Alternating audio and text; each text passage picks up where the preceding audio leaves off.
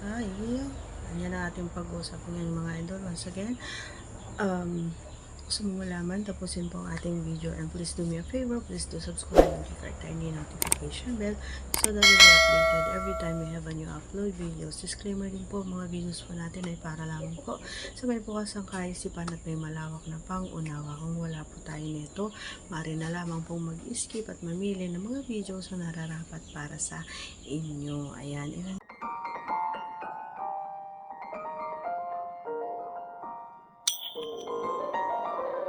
nga mo daw ang kaya natin mga idol.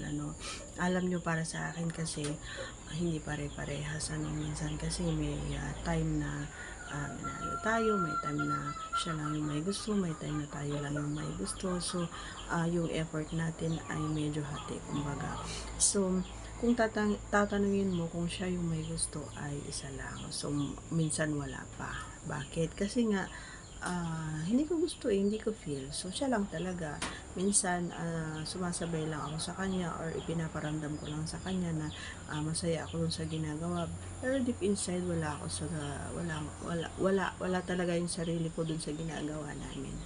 Pero dahil nga, kailangan natin ng alam mo yun, bigyan din natin ng time. Alam nyo mga idol, yung mga walang time sa kanilang mga kapareha ay medyo nagkakaroon minsan ng conflict ng mga idol. Kailangan din nating maglaan ng time para sa ating mga kapareha. Hindi yung nagulat ako, sorry.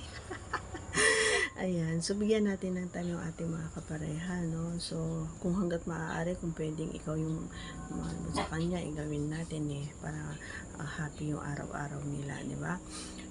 Kaya wag tayong magtaka, minsan ay naghahanap sila ng ibang kalinga. Gawa nga nang wala na tayong time sa kanila, nakafocus na lang tayo sa ating mga lalaki. So dapat magkaroon lang tayo mas maraming time sa ating mga disawa, sa ating mga kapareha, para hindi sila maghanap ng time dun sa iba.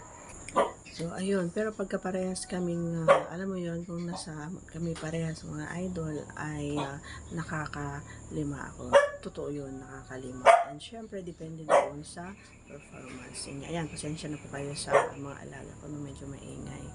Ayan, so, ayan nakakalima o di kaya yun na yung pinakamarami, yung 5 hanggang 5. Ayan.